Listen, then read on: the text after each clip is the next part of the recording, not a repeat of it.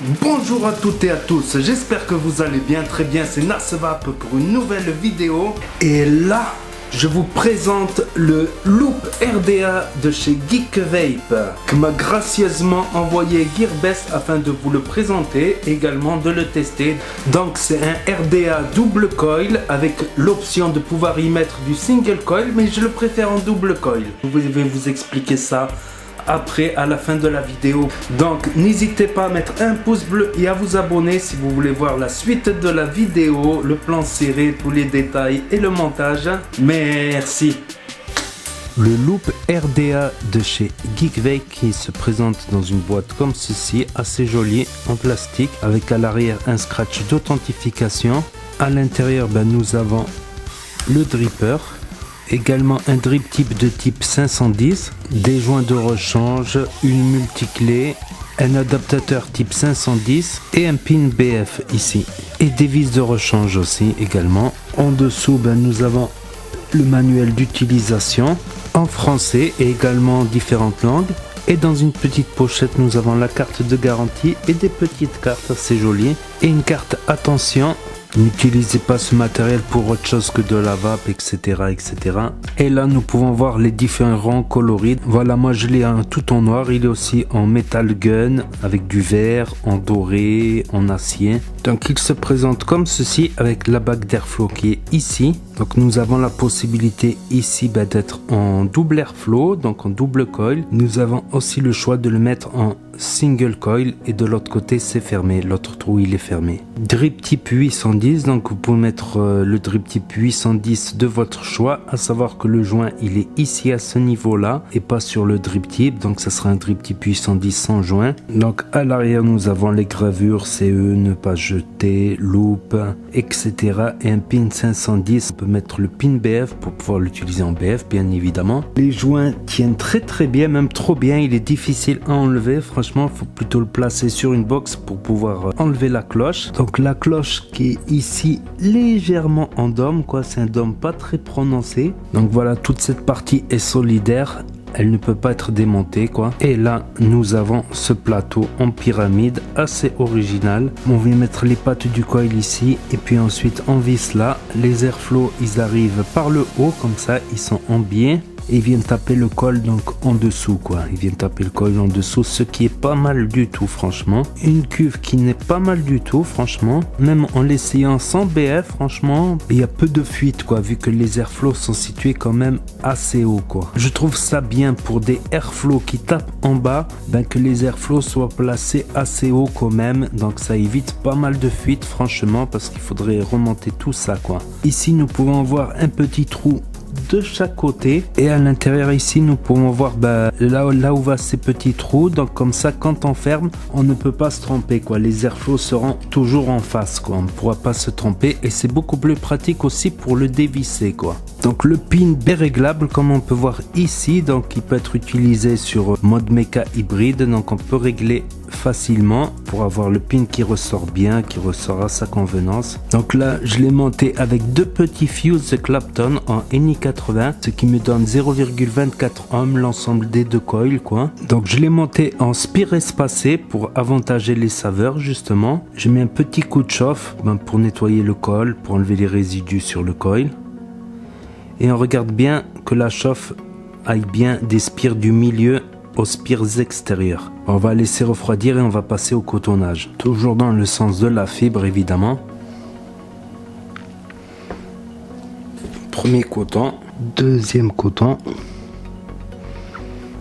Faites attention que le coton circule bien, mais pas trop non plus, quoi. Que toutes les spires soient en contact avec le coton, évidemment. Franchement, coupez que le bout parce qu'il faut que ça touche au fond et c'est pas gagné d'avance avec. J'aère un peu les cotons pour favoriser la capillarité. Ensuite, nous venons mettre les cotons au fond, donc avec une pince coudée comme ceci, comme avec une pince de Bruxelles. C'est beaucoup plus pratique. Voilà, veillez bien à ce qui touche le fond, évidemment. Voilà, c'est tout juste.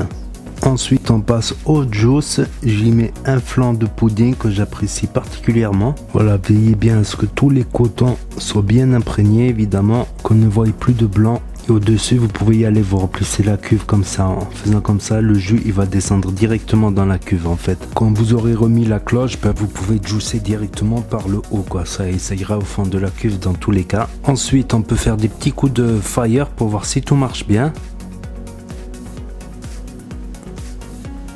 Et pour rôder également le coton qui est tout neuf et le jus, on peut faire ça plusieurs fois, plusieurs petits coups de fire et on remet du jus. Sinon des fois quand j'oublie de faire, ben, je crapote un peu les premières barres, quoi, histoire que ça se rôde un petit peu. On remet la cloche et comme je vous ai dit, ben, on tourne jusqu'à trouver le petit clips où il va se mettre, il va s'enfoncer complètement, voilà, et là on peut pas se tromper. Les airflows seront en face des coils, bien en face, et en plus c'est pratique pour dévisser, quoi. Si on a vissé comme un dingue, ben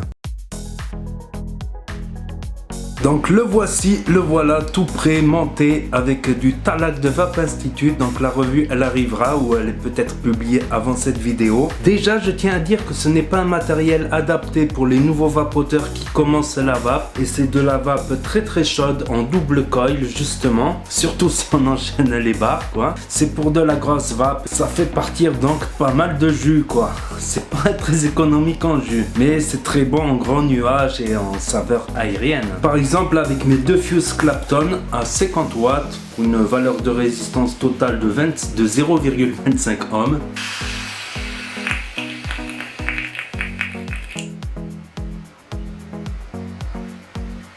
Ça envoie du gros nuage, hein.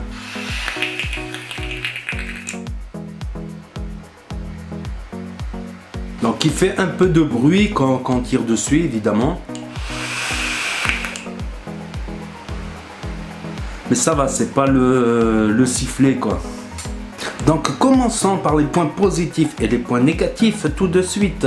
Donc le premier point positif que j'ai constaté, c'est en double coil, les saveurs. Il a des très bonnes saveurs, je trouve, pour un double coil. Les coils aussi font la vape. Donc c'est des Fuse Clapton en NI 80 en wattage variable. Il propose aussi l'option du single coil, comme je vous ai montré, en plan serré, en tournant la bague d'airflow, en laissant qu'un airflow au lieu des deux. Mais voilà, c'est ce que je mettrai dans les points négatifs, c'est qu'en single coil, voilà, il dépassera pas un single coil spécialité saveur comme le Gorge RDA, tout ça. Si vous le prenez pour en faire du single coil, je ne vois pas d'intérêt. Je trouve que les RDA faits pour le single coil saveur aérienne sont plus faits pour ça. Donc j'ai été légèrement déçu en single coil, mais en double coil il s'exprime bien. Franchement en double coil je le trouve excellent pour un gros volume de vapeur, une vape très chaude, donc c'est fait pour ça. Les double coil avec cloche métallique, c'est fait pour ça, pour de la vape chaude. Un autre point positif, c'est les deux petits trucs là qui font que voilà, chaque fois qu'on ferme la cloche, si on la ferme bien, les airflows sont toujours en phase, donc on ne peut pas se tromper, avoir les airflows sur les cotons alors que ça sert à rien, au lieu d'avoir les airflows en face des coils justement pour bien les refroidir et pour bien prendre cette vapeur. Du coup ces deux petits clips qui font que la cloche elle se visse que dans un sens, ben, ça facilite aussi le dévissage, franchement ouais. Selon les box, il y a des box où c'est difficile à dévisser si vous avez trop vissé. Donc là, grâce à ces clips, voilà, la cloche elle est solidaire du plateau. Si vous le clipsez bien, évidemment, jusqu'au bout, jusqu'au fond, vous tournez jusqu'à trouver les deux petits clips et vous le rentrez. L'originalité aussi du plateau en post-laisse, voilà, en pyramide comme ça. Le plus gros point positif, c'est des bottom airflow, c'est-à-dire que les airflows ils tapent le bas du coil sans qu'ils soient trop bas. Vous voyez ce que je veux dire? Ils sont au milieu. Très peu de fuite, pas de fuite. Je crois que ça m'est arrivé qu'une fois où j'avais trop mis de liquide. Là-dessus, c'est pas mal d'avoir des bottom airflow et les airflows sont placés un peu plus haut. C'est le système de pyramide. Donc l'airflow il descend comme cela et il remonte ensuite pour taper le coil par en dessous. Donc c'est pas mal. Il m'a beaucoup épaté en saveur. Presque autant, voire plus. Faudrait que je compare avec le Dead Rabbit. Très bon aussi en double coil saveur. Celui-là il est vraiment très bon. Franchement excellent. Et aussi un autre point positif, c'est qu'il a une bonne cuve du coup, comme les airflow ils arrivent d'en haut comme ça, donc ça permet d'avoir une bonne cuve qui fuit pas trop, ça va, si on met pas trop de liquide, ça ne va pas fuir. Et aussi le pin BF qui ressort bien, ça laissera un peu de jus au fond quoi. Parce que quand on relâche la bouteille du skunk, voilà, le liquide il redescend. Et là, comme il est surélevé, ben il va rester une certaine couche de liquide, bien évidemment. Puis le look, on aime ou on n'aime pas. Moi, j'aime bien, c'est un look sobre, sympa, voilà. Une bonne qualité de vape, évidemment. Et en point négatif, franchement, j'ai pas trouvé grand-chose, quoi. En point négatif. Je dirais qu'en single coil, je le trouve un peu moins bien, quoi. Il va pas rivaliser avec les drippers faits, conçus single coil, quoi. Et qui s'expriment beaucoup mieux en double coil. Donc, si vous le prenez pour faire du single coil, je vois pas trop l'intérêt, c'est plutôt un truc double coil, même si il propose de pouvoir mettre un single coil. C'est toujours mieux que rien quoi, de proposer une option single coil, mais il s'exprime beaucoup mieux je trouve en double coil là-dessus, quand c'est tout bien fait quoi.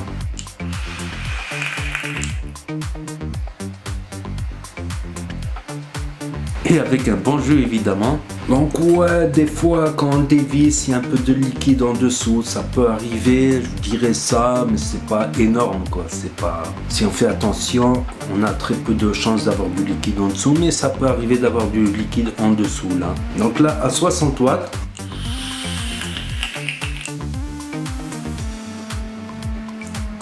ça envoie, mais ça perd un peu. Je trouve qu'avec les Multifuse Clapton à 50, c'est parfait. J'aurais pu mettre aussi 2 aliens pour pouvoir monter beaucoup plus haut en wattage. Et moi, j'aime bien les saveurs comme ça, que ce soit en double coil ou en single coil. Je privilégie quand même les saveurs et ça envoie pas mal déjà à 50 watts.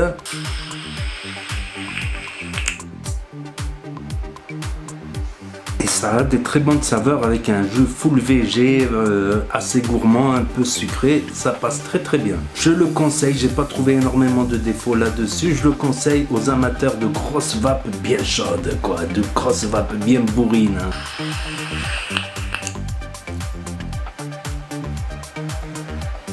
Donc voilà, merci encore à Gearbest de me l'avoir envoyé pour le tester et c'est une agréable surprise. Donc si vous voulez l'acheter, j'ai mis le lien en dessous dans la description.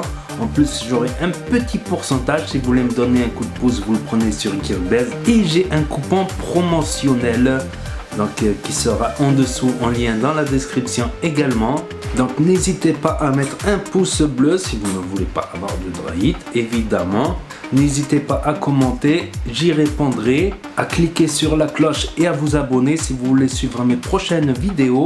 Et je vous dis à très bientôt les potos pour de nouvelles vidéos, revues et tutos. C'était NasVape pour vous servir. Et vous savez très bien que si le courant passe, ben ça vape bien, la tueuse trépasse et le petit bêtisier à la fin.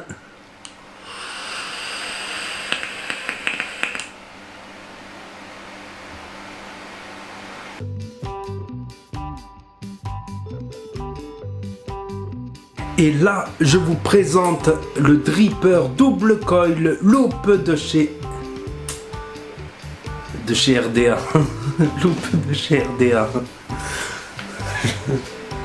Que m'a gracieusement envoyé Gearbest afin de... Avec 810 pour un... Donc je tiens à dire que déjà c'est un matériel pour... Donc c'est des Fuse Clapton en S. La cloche elle est solidaire du... Là je monte à 60 watts.